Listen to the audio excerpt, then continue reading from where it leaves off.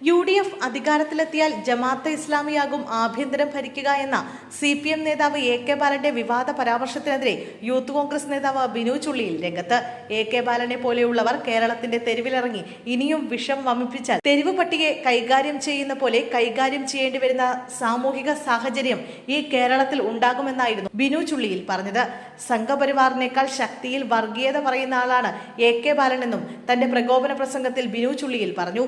കോഴിക്കോട് ഇന്നലെ നടന്ന യൂത്ത് കോൺഗ്രസ് സമരവേദിയിൽ വെച്ചായിരുന്നു ബിനു ചുള്ളിയലിന്റെ പ്രകോപന പ്രസംഗം. നാട് മറക്കാൻ ആഗ്രഹിക്കുന്ന മാറാടിനെ കുറിച്ച് വീണ്ടും ബാലൻ ഓർമ്മിപ്പിക്കുകയാണ്. ജമാഅത്തിനെ കൂട്ടുപിടിച്ച് ഒരു വിഭാഗത്തിനെതിരെ വർഗീയത പറയുകയാണ് AK ബാലനെന്നും ബിനു ചുള്ളിയിൽ ആരോപിച്ചു. ജാതി മത വ്യത്യാസങ്ങളെ മറികടന്ന് ഒരു ജനത മുന്നോട്ടു പോകുമ്പോൾ ഭരണകൂടം തന്നെ ജാതീയമായും മതപരവുമായുള്ള വേർതിരിവുണ്ടാക്കാൻ മനഃപൂർവ്വം ശ്രമം നടത്തുന്നുവെന്നും ബിനു ചുള്ളിയിൽ തന്റെ വിവാദ പ്രസംഗത്തിൽ ആരോപിച്ചു. UDF അധികാരത്തിൽ വന്നാൽ ജമാഅത്തെ ഇസ്ലാമി ആഭ്യന്തരം ഭരിക്കുമെന്നും മാറാട് കലാപം ആവർത്തിക്കുമെന്നുമായിരുന്നു മുതിർന്ന CPM നേതാവ് AK ബാലന്റെ വാക്കുകൾ. പരാമർശം വിവാദമായതിനു പിന്നാലെ 1 കോടി രൂപ നഷ്ടപരിഹാരം ആവശ്യപ്പെട്ട ജമാഅത്തെ ഇസ്ലാമി ബാലന് വക്കീൽ നോട്ടീസ് അയച്ചിരുന്നു. വക്കീൽ നോട്ടീസ് കിട്ടിയെന്നും മാപ്പ് പറയാൻ തനിക്ക് മനസ്സില്ല എന്നുമാണ് AK ബാലൻ പ്രതികരിച്ചത്. കോടതിയും കേസുമൊന്നും തനിക്ക് പുത്തരിയല്ലെന്നും ജയിലിൽ പോകാനാണ് വിധിയെങ്കിൽ പോകുമെന്നും AK ബാലൻ പറഞ്ഞു. തന്നെ ന്യൂനപക്ഷ വിരുദ്ധനാക്കാൻ ശ്രമിച്ചു. മതനിരപേക്ഷതയിൽ നിന്ന് ഒരിക്കലും വ്യതിചലിച്ചിട്ടില്ല.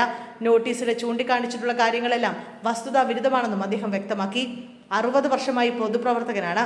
പൊതുജീവിതത്തിൽ മതന്യൂനപക്ഷങ്ങളെ എതിർത്തിട്ടില്ല. മതേതരത്തിനു വേണ്ടി പ്രവർത്തിക്കുന്ന ആളാണ് താൻ. ജമാഅത്തെ ഇസ്ലാമി അവരുടെ നയം വ്യക്തമാക്കിയ ശേഷമായിരുന്നു നോട്ടീസ് അയക്കേണ്ടത്. മതരാഷ്ട്രവാദം ഉയർത്തുന്ന അവരുടെ നയം വ്യക്തമാക്കണം.